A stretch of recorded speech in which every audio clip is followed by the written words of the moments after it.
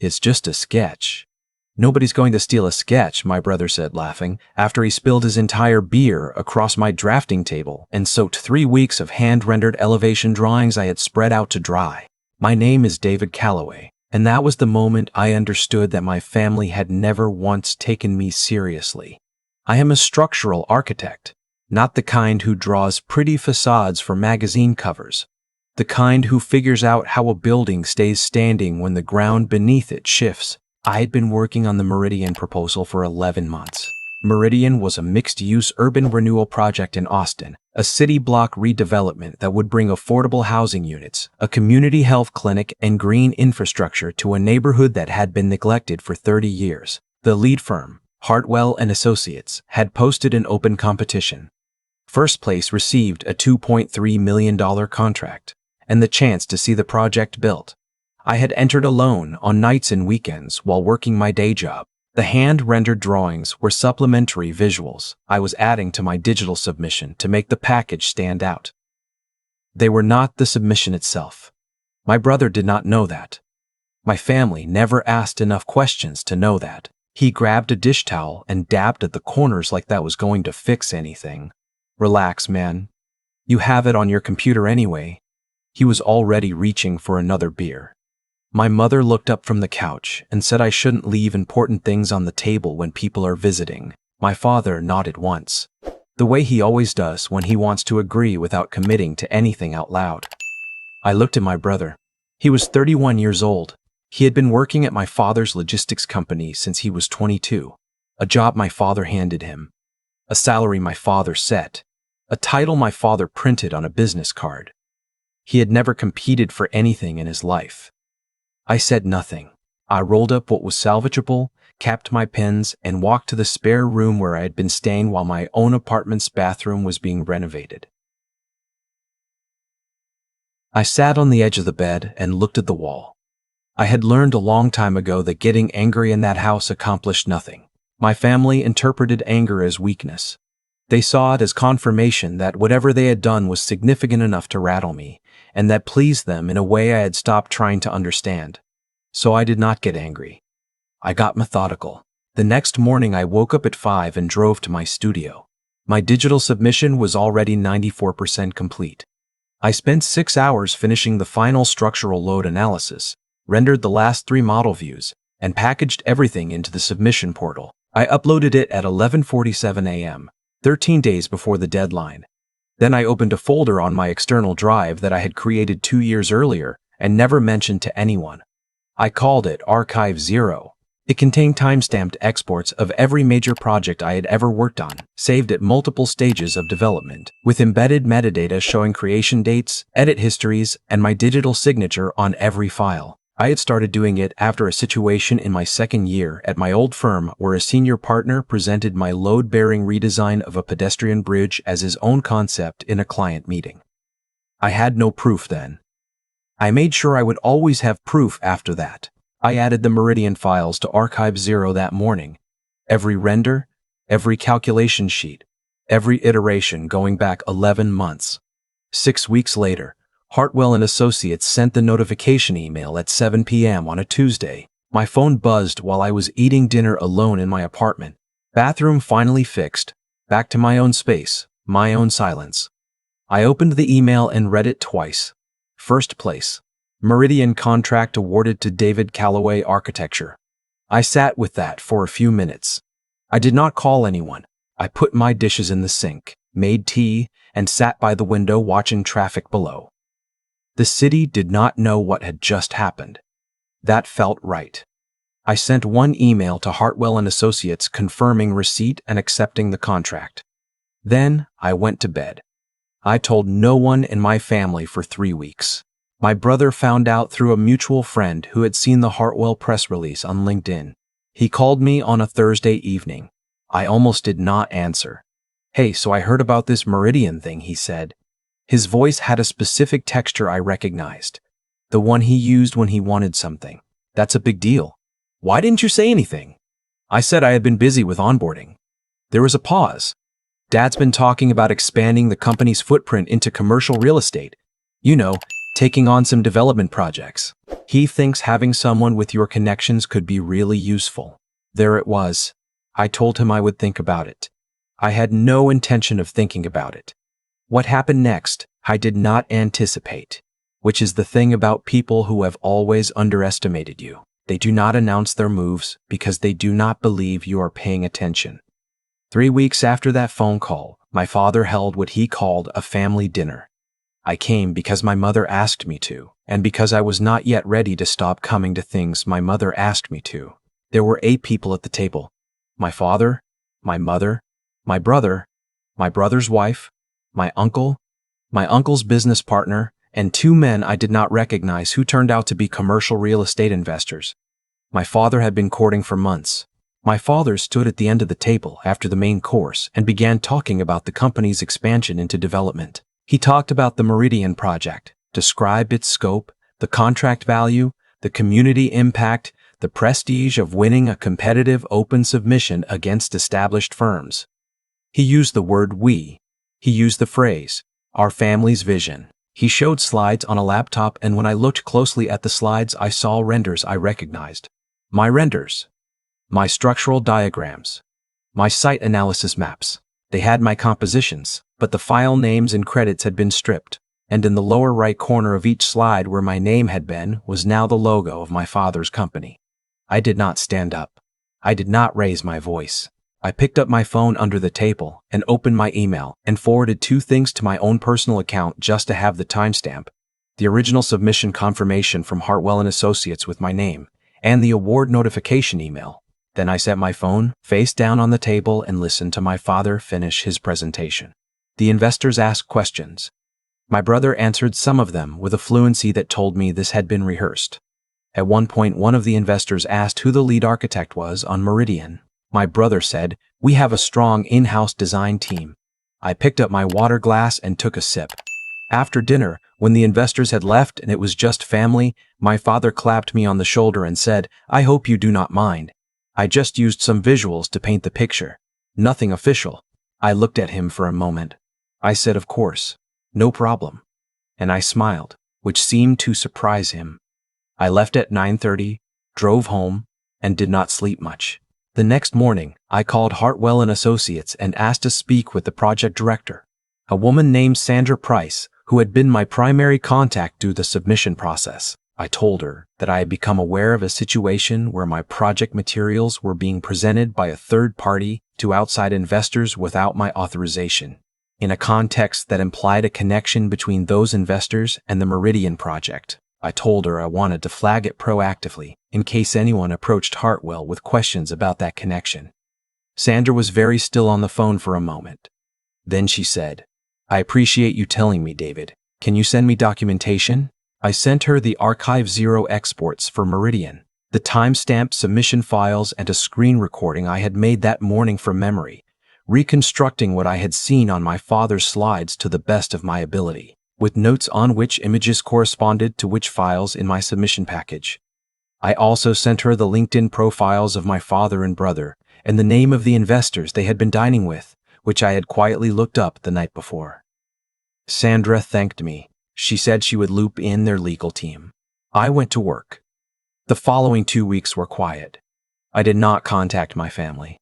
I focused on the Meridian onboarding, attended 2 site visits in Austin, and started building out the project team. I hired a structural engineer I had worked with before, a woman named Kezia, who was meticulous and did not waste words, and a young urban planner named Marcus, who had done his thesis on equitable zoning policy and knew the Austin neighborhood we were working in better than anyone. On a Wednesday afternoon, 17 days after the family dinner, my phone rang. It was my father. His voice was different. Flat and compressed, the way a voice gets when someone has been told something they cannot argue their way out of. "Sandra Price called me," he said. I waited. "She said you filed some kind of complaint. That our presentation to the Okafor Group constitutes misrepresentation of project ownership." I said, "I did not file a complaint. I provided documentation to protect the integrity of the contract." He was quiet for a moment. "You did this without talking to us first." I said, "You presented my work to investors as your company's vision without talking to me first." There was a longer silence. Then he said something I had been waiting for without knowing I was waiting for it. He said, "I built everything you have. Your education, your first equipment, the connections you needed. I invested in you. I said you paid for my college because that is what parents do. I have paid back every cent of anything beyond that. I have the wire transfers if you need them." He hung up. My brother called 20 minutes later and did not bother with preamble. "You went to the client. Do you understand what that does to Dad's deal?" I said, "There is no deal. There was never a deal. He was using my work to imply a relationship that does not exist. You could have come to us. You could have talked to us." I said, "You had 3 weeks to talk to me after you found out I won." The first conversation was about what I could do for the company. He did not have an answer for that. I heard him breathing. Then he said, "You're making this into something it isn't." I said, "I know what I saw on those slides." He hung up too. What I had not told anyone was that the Okafor Group, the investors at that dinner, had already reached out to Hartwell and Associates independently asking about the Meridian project and the family firm behind it. That was what Sandra had told me in a follow-up call.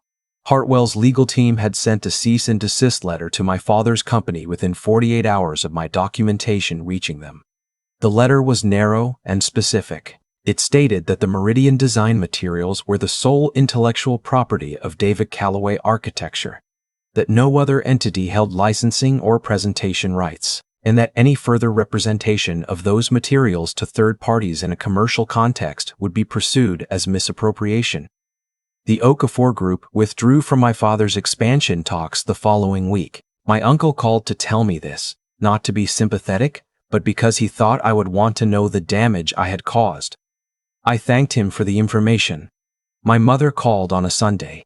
She had been the one voice I had been quietly dreading. Not because I feared her reaction, but because I still, after everything, cared about what she thought in a way I had not yet fully decided what to do with.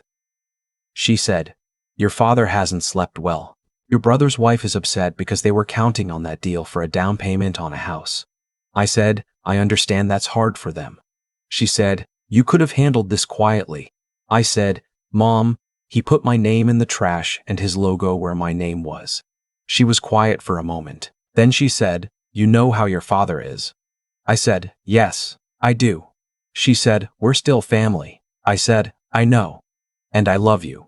But I cannot keep letting that sentence be the reason I absorb things that are not mine to absorb." She did not respond immediately. When she did, her voice was softer. She said she just did not want things to break beyond repair. I said I understood that. But I also told her that something had to actually be repairable before you could fix it, and that for a very long time I had been the only one doing any of the work to keep things intact. She said she would talk to my father. I said I appreciated that. We hung up. I drove to Austin the next morning for a site meeting. Standing at the corner of the block that would become Meridian, looking at the empty lots and the low buildings and the people walking past on their way to places they had to be, I felt something I did not quite have a word for. Not triumph. Something quieter. The feeling of having drawn a line and stayed on the right side of it. Marcus pointed out a detail on the zoning map he had printed and pinned to a clipboard. Kezia asked a question about soil composition near the clinic foundation. I answered both and made notes, and we walked the full perimeter of the site in the September heat, and I did not think about my father or my brother once. 2 weeks later, Hartwell and Associates issued the official project announcement. My name was in the press release. David Calloway Architecture, lead designer on the Meridian Urban Renewal Project. $2.3 million contract. Estimated groundbreaking in 18 months. Architecture trade publications picked it up. My college alumni magazine emailed asking for a quote. 3 firms I had applied to 7 years earlier and been rejected by sent LinkedIn connection requests within 48 hours. I accepted none of them. My brother sent a text that said, "Saw the article, congrats." I did not respond. My father sent nothing. A month later, through a former colleague who still worked adjacent to my father's industry, I heard that the commercial real estate expansion had been quietly shelved.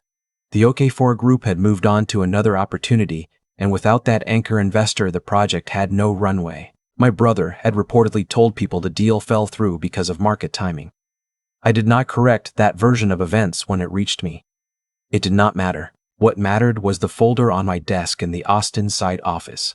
thick with drawings and revised load calculations and community feedback from the neighborhood association meetings we had been holding every 2 weeks. Real people, the kind who had lived in that neighborhood for decades and watched it hollow out, were now telling us what they needed from the spaces we were designing. A woman named Gloria, 64 years old, who had raised 4 children in one of the blocks adjacent to our site, told me she wanted to be able to see the community garden from the clinic waiting room.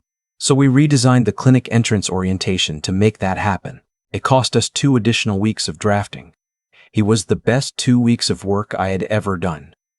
One evening in October, I was working late in the site office when my phone lit up with my father's name. I looked at it for a long moment. I let it ring through to voicemail. His message was 43 seconds long. He said he had been thinking. He said he may have moved too fast without communicating with me. He said he had always been proud of me, even if he had not always shown it the right way. He said he thought maybe we should have a conversation. I sat with that message for 3 days. On the 4th day, I replied with a text. It said, "I'm glad you reached out. I'm not ready to talk yet. When I am, I'll let you know." He replied with a single word. Okay.